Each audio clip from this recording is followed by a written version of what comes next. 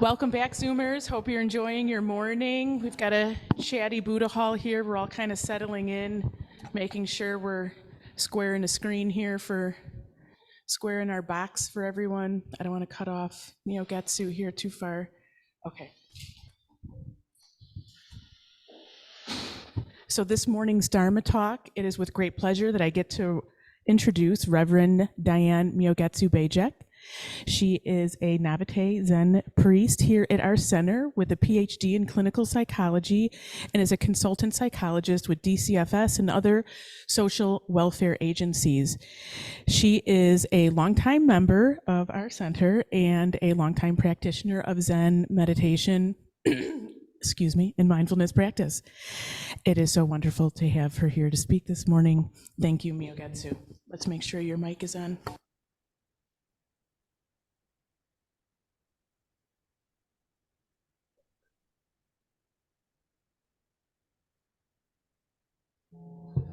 Okay. Everyone online, can you hear? Okay, great.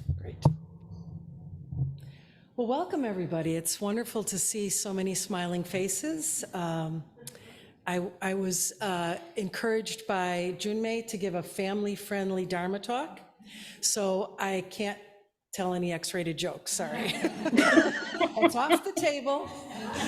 Maybe a kinship hour, we can head in another direction, but not now. So what I'd like to spend some time talking about today is the way that we can nurture intentional, compassionate families. The way that we can nurture intentional, compassionate self. And the way that we can nurture intentional, compassionate worlds. So when you hear the words love, compassion, peace, those words are at the heart of spiritual practices, of spiritual endeavors, right? Love, compassion, peace. They're at the heart. And intuitively, we resonate with these words. No one's going to argue the benefit and the beauty and the joy of love, compassion, and peace. So, of course, we resonate with these words. But the challenge is not just to resonate with, oh, those are good ideas, I love those values, wish more people could show love, compassion, and peace. Our challenge is to embody these words. Our challenge is to transform them into a daily, vibrant, living practice. So that, we step away from just adhering to, yeah, that's a great idea. And then we go home and we engage in all sorts of aggressive actions, if you will, of mind, body, or speech. So nurturing intentional and compassionate families is about starting the process of how do we bring love, compassion, and peace to ourselves? And then that will extend out like a ripple effect. Hello.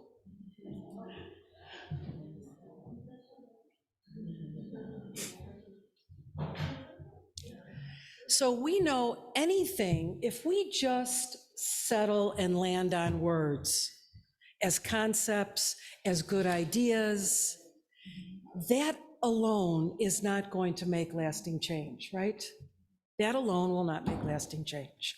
What makes lasting change is when it flows from our heart, when we embody it, when we integrate the words with our feeling, with our actions. So the practice that we're going to do today, and I want to give you some time. I actually want to do a very practical loving kindness practice, or metta. It's not abstract. It's not meant to be an abstract practice. Peace in our world begins with us. Each one of us has a profound responsibility to bring peace to our world, to our families, to our children, spouses, communities, workspaces, by starting the process within our own heart. Peace begins with us. We don't have to look outside of ourselves thinking politicians are going to do it, spiritual leaders are going to do it, somebody else is going to do it, and then I get to enjoy this world that's kind and compassionate. That's not how it's going to happen. And we know this. We're living this. We're living amidst the chaos. So peace in our world begins with us. It has to begin in our own heart. When we start to feel more peaceful, when we start to have a heart that's filled with love and kindness and compassion for all, it extends outward. It's almost like it cannot be contained just in our bodies. There's a ripple effect to our families, to our households, to our communities, to our neighborhoods. When we feel that, everyone feels that. I had a teacher one time say, love is the real nuclear bomb. Love is the real nuclear bomb. Imagine what we could set off in our smaller worlds and in the world at large if we develop this capacity. And love is a skill. It's not necessarily an intrinsic quality, right? There's different degrees of how people love, of people that are fearful of loving. So it's absolutely a skill. But the practice of loving kindness, there's a unique aspect to it. It's not kindness in the way that we normally think about being kind.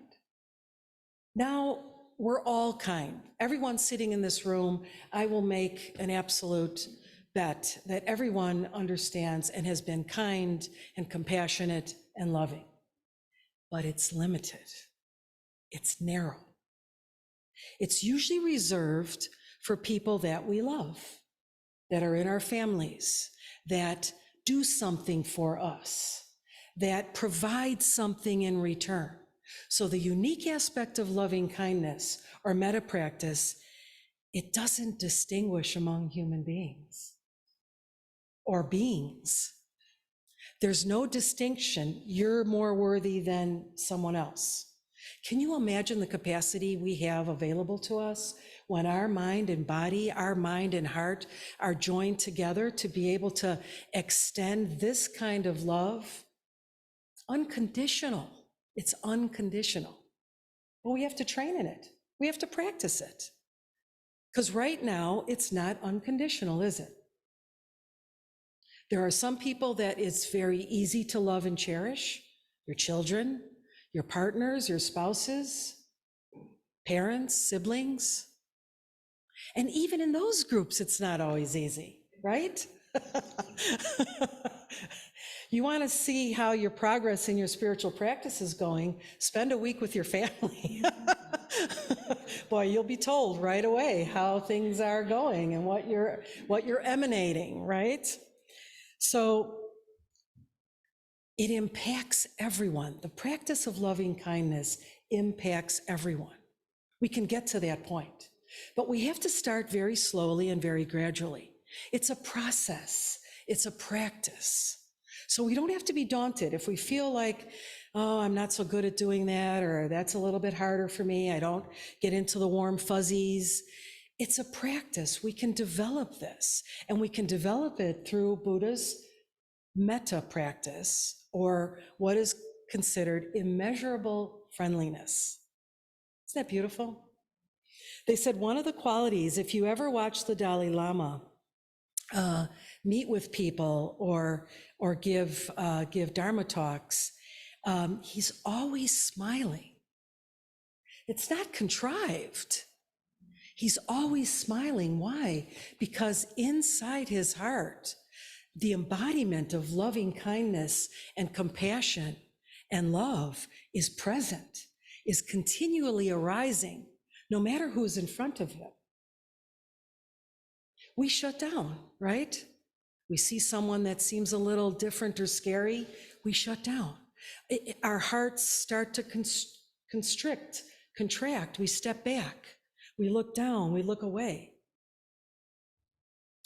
Tibetan practitioners used to have a saying that they would encourage their students to always be on the verge of smiling, to be on the verge of giving a smile. So this practice of loving kindness is a practice to cultivate compassion. And how do we do it? We start with ourselves. We're not always compassionate to ourselves. We're not always loving ourselves in the way that we should or would be nice. You know, to love means to accept self just as you are. Not putting conditions on, well, if I only was more of this, or I only had more of that, or if I could only do this. Love is an expression of complete and total acceptance. All the flaws and imperfections are part of it. Can we love ourselves and others when they're showing us a flaw, when they're showing us something unskillful? Can we still feel that openness in our heart that loves, that wants to love? So if we stay in our heart alone, that's why this practice of loving kindness is an integration of head and heart. If we stay in our heart alone, we can get overly emotional or a little too mushy, right? And that's not always helpful. If we stay in our head alone, we're constantly looking for ways to think through a situation, to analyze, to use our capacity for intellect. So the practice of loving kindness, it's trying to cultivate an attitude, a different attitude towards ourselves and others that's born from this integration of head and heart.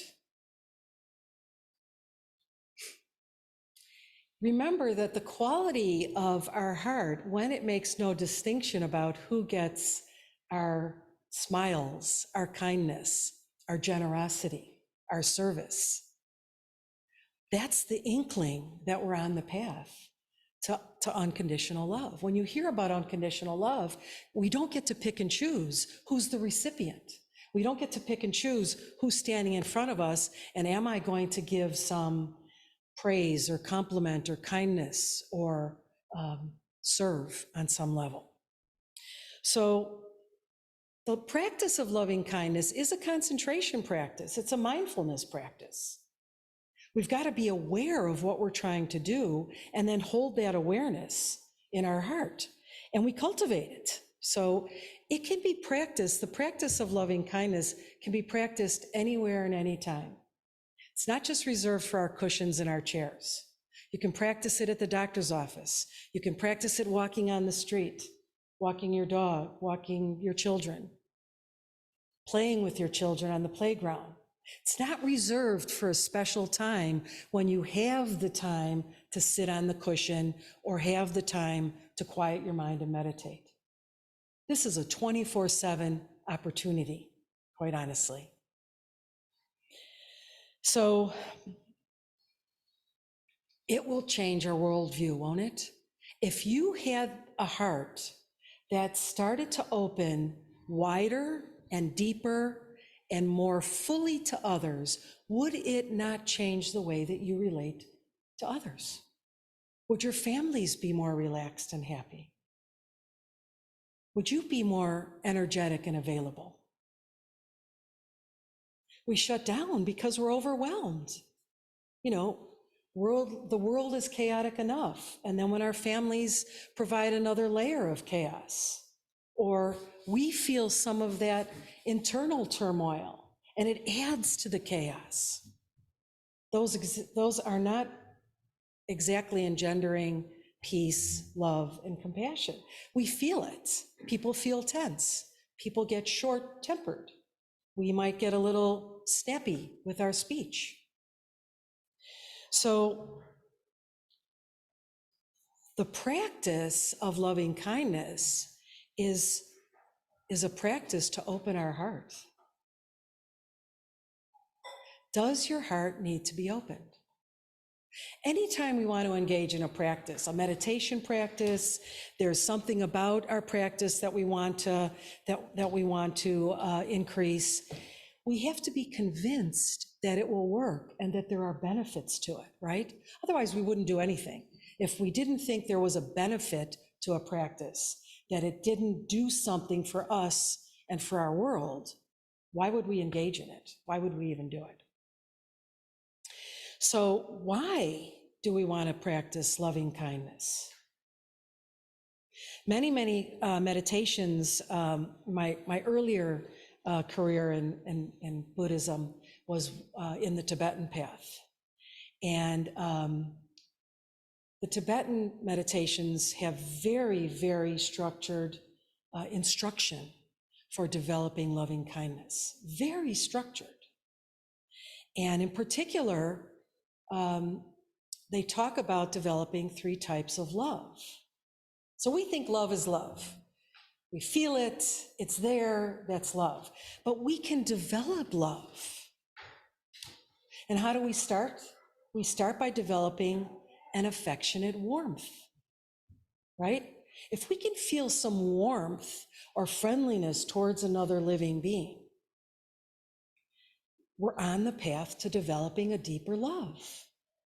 If we don't feel warmly towards others, there's no opportunity to practice loving kindness. I don't know what the opposite of loving kindness is, but I'll bet sometimes we engage in it. No, the opposite of, I don't know what, we don't want to think about the opposite. Let's not even put that in our consciousness. But affection, we've got to start with affection. We've got to start looking at other beings in our world with some warmth, even if it's not reciprocated. These practices are first and foremost meant to change our world, our inner world. So it doesn't matter if that outward appearance seems worthy or not, we can practice affection. How many times have you ever smiled at somebody in the checkout line at the grocery store? Yeah. It's a wonderful practice, right? And maybe at first people are looking at you like, hey, what are you doing? Why are you smiling at me? As if it wasn't a natural practice or occurrence. Or when you're walking by and you say good morning to someone, and you can see the resistance, but it doesn't matter. Doesn't matter.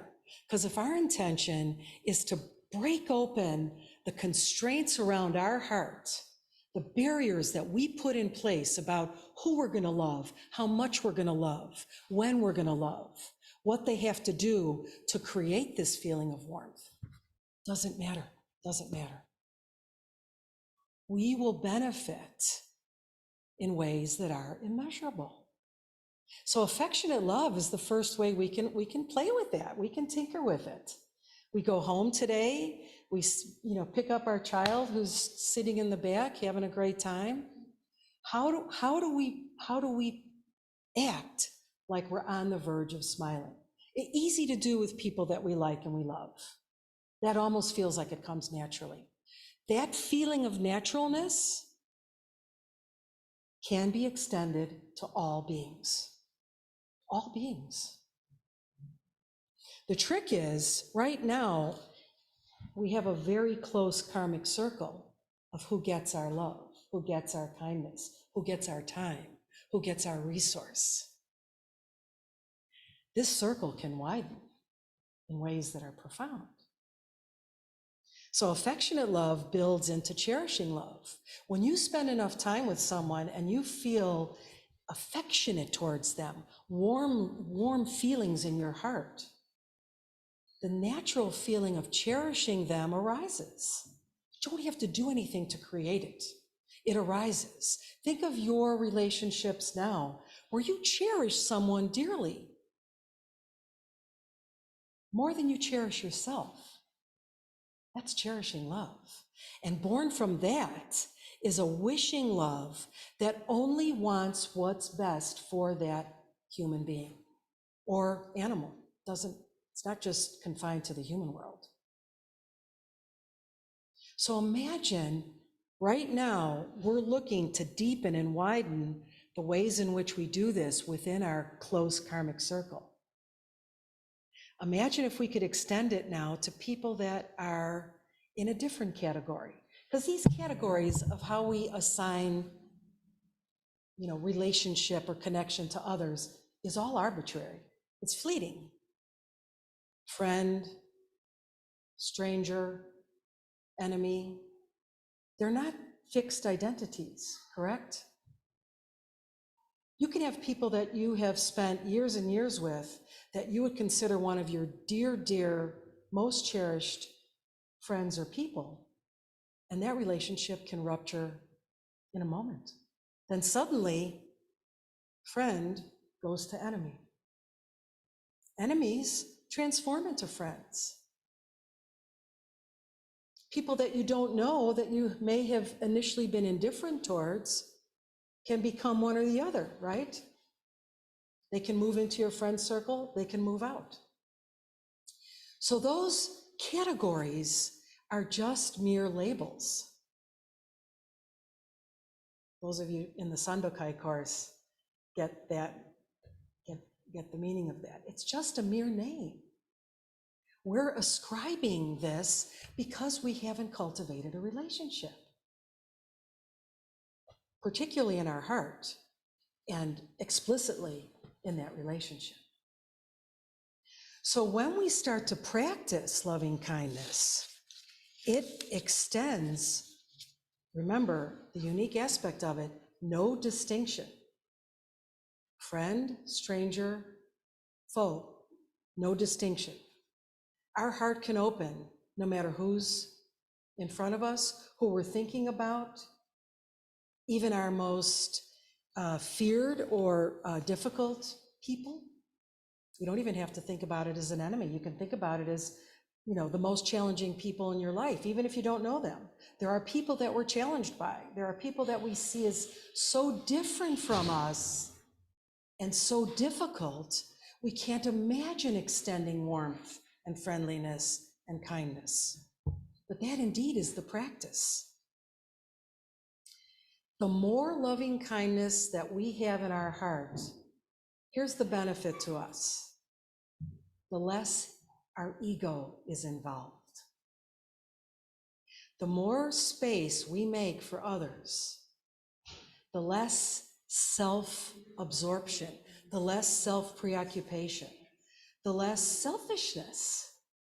The more space that we make for others, we feel less selfish. Wouldn't that be a good feeling? An extraordinary feeling. So before I take you through the practice, I want to be mindful of the time. I want to tell you a little story about a Tibetan doctor who was actually the personal physician to the Dalai Lama. And in 1959, he was imprisoned by the Chinese and was imprisoned for 21 years. And for most of the time that he was in prison, he was beaten and tortured. And the toll that it took on him physically and psychologically, as you might imagine, would be of an extreme magnitude. But when he left that imprisonment, he did not show the signs of PTSD or trauma. So his name is Tenzin Chodak. So what he did was he distilled his experience into 4 insights for dealing with profound distress. Now, maybe in our families, we don't necessarily consider it profound distress, but I would imagine in certain days you feel stress, maybe some distress, and kind of wonder, what do I do? Well, we've got the loving kindness practice that we're going to go through very practically. But what Dr. Chodak said was 4 insights. The first one, try to see above and beyond that particular situation. Try to see it in a larger context. And what he means by that is, anyone or anything in your world can serve as a guide, right? Can serve as a teacher, a spiritual teacher. May not be the spiritual teacher that you chose or that you think should look like a spiritual teacher, But spiritual teachers are everywhere. Dharma gates, we just chanted that. We want to open them, right? Dharma gates are vast, are wide. How many times do we come up to that and we think, no, that's too hard. That's not going to work. So his second insight, well, he said, even in the most deplorable conditions, you can regard the other as a spiritual teacher. Now, maybe we're not there yet, and that's absolutely fine. That's why it's a training, it's a practice. The second insight was, he said, never forget the commonality of the human condition. Every one of us sitting here and online, actually, every being in the world, human, animal, otherwise, we have two very powerful things in common that unite us as human beings, as sentient beings. The one is, we all want to feel happy and peaceful. We want happiness and peace in our lives. Everyone, without question, without exception. And the second factor, we don't want to suffer. We don't want obstacles and problems, illnesses and difficulties and challenges. Everybody without exception feels the same way. That's our starting point. That's how we even the field. That's how we start to feel some equanimity towards our world. We think, well, yes, never forget the commonality of the human situation. But we don't place that on someone else. We think, well, they're driving a better car than I am. They can't be doing that badly, right? So why should I extend my loving kindness to them? I only have a certain amount. No, we don't. We have unimaginable capacity. The third insight, oh boy, this is a good one. And not just Dr. Chodak, but he said, let go of your pride. Let go of your own self-importance. Let go of your own arrogance. We know when we're a little puffed up and inflated. Can we let go of that? When we're in the presence of someone that we think, not as smart as I am, not as rich as I am, not as this as we make those very subtle comparisons instantaneously, because that's the nature of the human condition. And so what he's saying is, let go of that. When we start to feel some of that inflated sense of self, let go. What are you inflating? You're inflating something that doesn't exist in the way that it appears anyhow. And the fourth one is, he says, hatred never ceases through practices of hatred. If we want to eliminate hatred and anger in our world, we're not going to do it with more hatred and anger, right? Love, kindness is the only tool that really can transcend that, transform that. So I want to take you through a little bit of a guided meditation, and we're going to go through, I think for the sake of time, maybe we'll just spend time with ourselves, on ourselves. And I just said, let go of pride and arrogance, but we've got to start with ourselves in a very healthy way. This is developing healthy compassion and kindness and love towards ourselves. So the practice of loving kindness, every Buddhist teacher has written about it. Thich Nhat Hanh has some beautiful, beautiful books. Pema Chodron, Norman Fisher, many Zen practitioners, because loving kindness is about repeating phrases, bringing them into your mental awareness, into your heart, and strongly imagining them upon yourself. So we start with ourself, and then we extend that to someone in our world, second category, that we love. So maybe our child is ill. We can sit with them and we can do a practice of loving kindness. May you be safe. May you be happy. May you be healthy. May you be peaceful. You can use any phrase. Those aren't the only phrases that are used. Whatever seems natural in terms of that comes to you. And then after you have some experience towards yourself and towards people that you cherish, even family that maybe you get in a little argument, and after the argument, you're sitting there, instead of reworking the narrative about why you're going to engage in more argument, you might do a loving kindness meditation to your spouse or to your child or to your partner. May you be free from suffering. May you be at ease. So we're not just saying the words. Remember, we're trying to embody this in our heart. We say the words first, of course, to get some familiarity with it, but we are trying to bring it into our heart so that we feel our heart opening. You can tell when your heart's open and you can tell when your heart's closed. That is your indicator. That is your guide. Strongly imagine it, because that's developing affection, warmth, cherishing, wishing love. It's not an abstract practice by any means. Those of you that have been doing metta practice or loving kindness for a while, you know this. You have direct experience of it. It is not an abstract practice. So then once we sort of progress, or we don't have to, it's not a linear practice. You can be standing in the grocery store and see someone that just sort of catches your eye. You can do metta with strangers, people that you don't know their name. You've never met them before in your life. Why can't you open your heart to them? You can. And then the most challenging aspect is people that you don't like, people that you don't agree with, people that have harmed you or hurt you in some way. Turn on the news. But remember, loving kindness isn't constricted to who's in front of us. Loving kindness, the practice of loving kindness, extends to all beings without discrimination, without distinction. So let me stop and want to give you a little bit of an experience of what this feels like and how to do it. Now we'll do it more formally, just through a sitting practice. So, sit comfortably and close your eyes, or keep them, partially closed, whatever's comfortable to you. And just let your body settle a little bit. Take a couple deep breaths. Let go of any tightness or tension, any fatigue.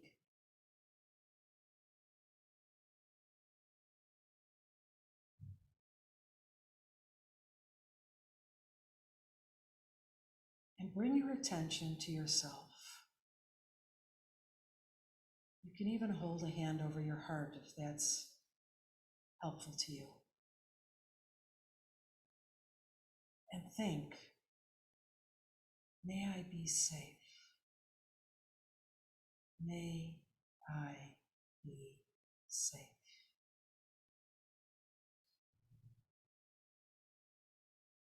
May I be healthy. May I be healthy. May I be happy. May I be happy. May I be peaceful. May I be peaceful.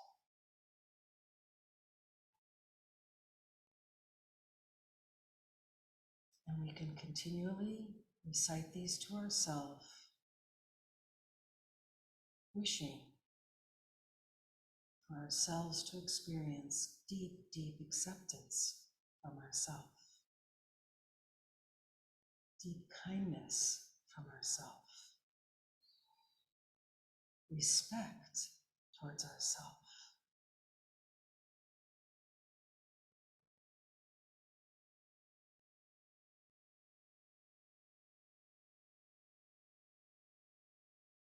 And if your mind wanders to something else, bring it back to the phrases, may I be safe, may I be healthy, may I be happy, may I be peaceful.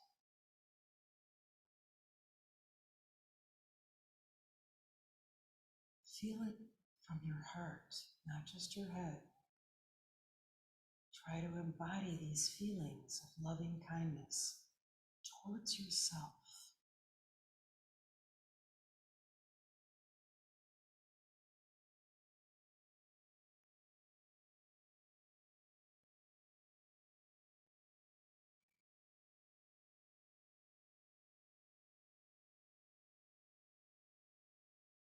Let your heart expand. Let your heart open to yourself in a healthy, kind way.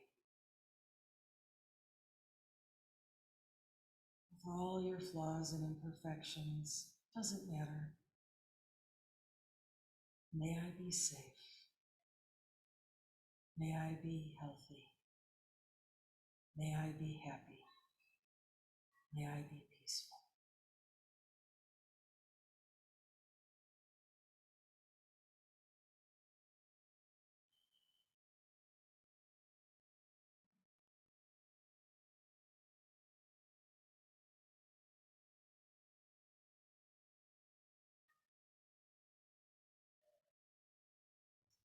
Just allow yourself another minute or two.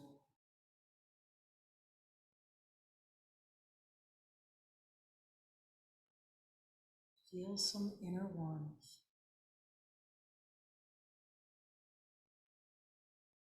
Feel some feeling of contentment that you are enough.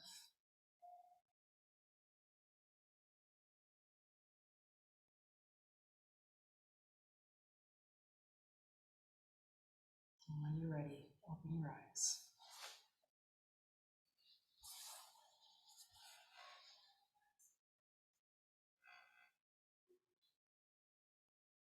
That was a pretty speedy practice. Normally, you can spend whatever amount of time makes sense. If you have 5 minutes, great. You have 15 minutes. It can feel a little awkward at first because we are reciting something to ourselves. It feels like it's living in our head. But over time, there's a shift. And there's a shift to our heart. And then we can use this towards anyone, towards your close karmic circle, towards strangers, towards difficult people. I don't want to say enemies, but however you term that, difficult, challenging people. So the practice of loving kindness, and there's a lot of resources and books that you can look at. Thich Nhat Hanh has a beautiful, beautiful, simple book called Peace is Every Step.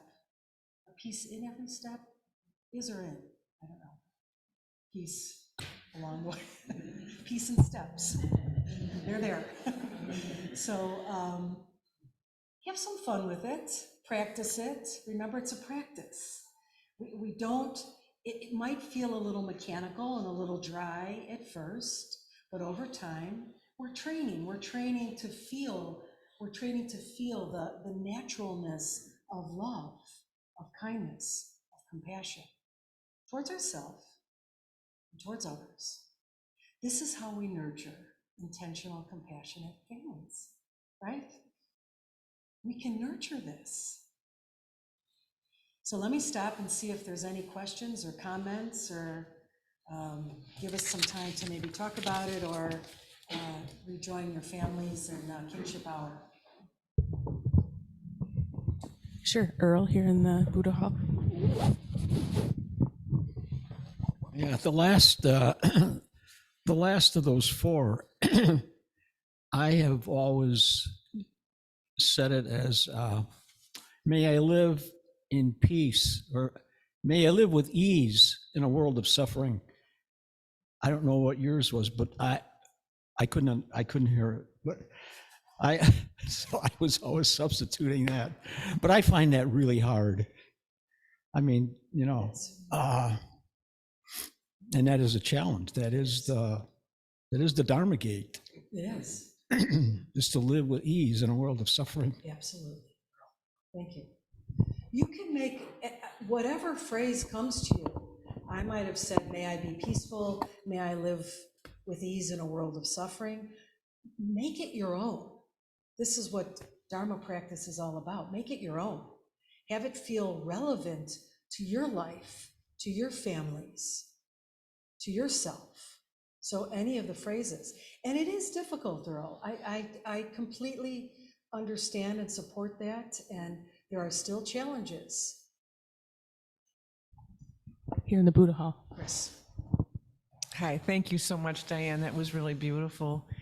And just a couple of things. First, I love how you really emphasized, like, this is really a practice, right? I mean, we need to bring ourselves to it, make a commitment to it, and practice it on the cushion and practice it through our lives. Absolutely. I'm thinking of, I just read recently June's most recent hula newsletter where you talked about being in a car and the person next was having a little road rage. And June talked about doing metta and how it calmed you. Yes, yes. You know, it calms you when something is distressing. So I love that. I love that. But I also just wanted to say that I know when we taught this in the foundations course, and I used to say to people, because some people would say, you know, it feels contrived. Mm-hmm. And it feels silly to just be saying these words to myself. And the truth of the matter is we're talking to ourselves all the time. You know, we're just saying to ourselves, you idiot. I can't believe I did that again. You know, and we're feeling that intellectually and in our heart and body. Yes, we are. So it's not different. It's just flipping Yes. the story a little bit. Yes. And being warm and generous to ourselves and others. So don't be fooled by it being contrived. Thank you, Chris. That's huge. That's huge. Thank you. Thank you, Diane. Wonderful talk. My familial sort of background with that is when my kids were teenagers, they would always go, I would tell them something ridiculous like, be safe, don't crash your car into another car in my driveway, which my daughter did that night later on after telling me, Dad, I know. And it's something that I've been spending a lot of time thinking about, the I know it, but I don't feel it and I don't act it.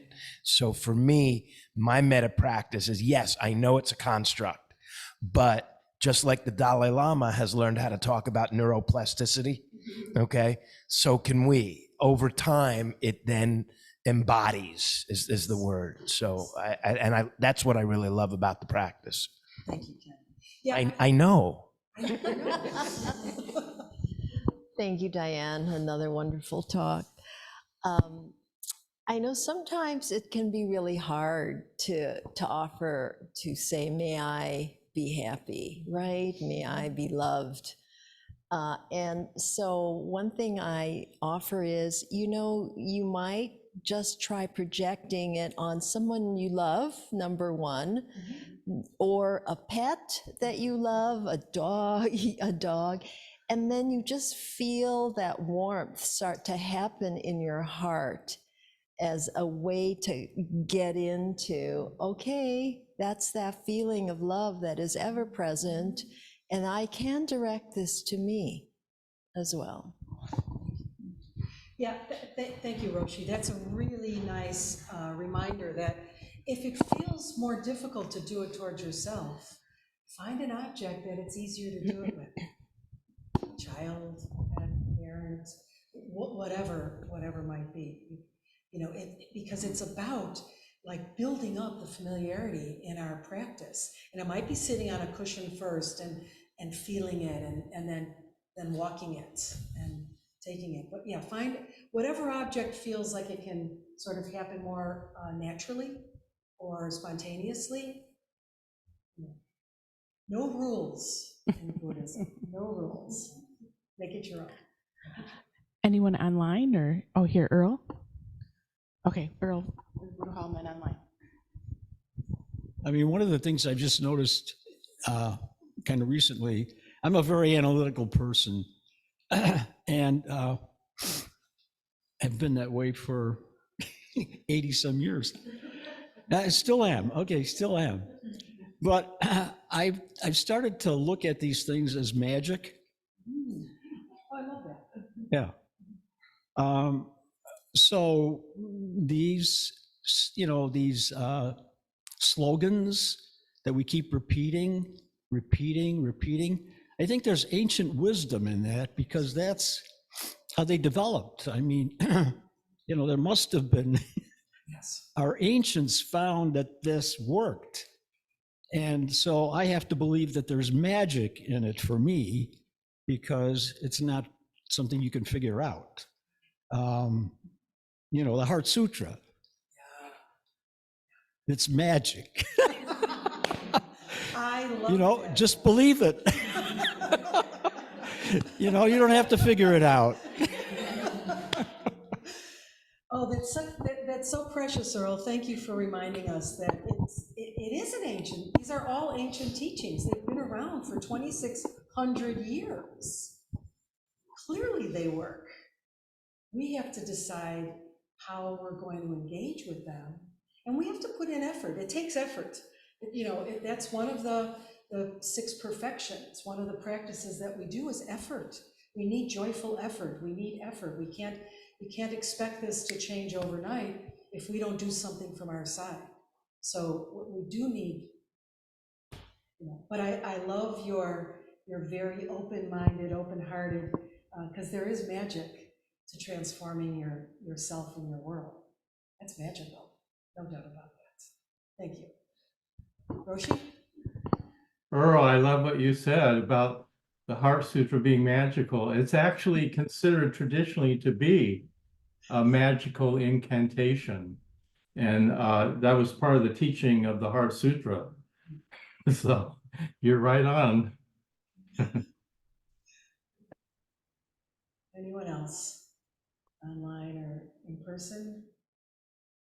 Okay, well, thank you all very, very much. I wish you joy, and enjoy kinship hour and reuniting with your kids if they're back there waiting for you. Thank you. Thank you, everyone. Thank you, Diane. Thank Have you, a wonderful Diane. Sunday, everyone. Thank you, Diane.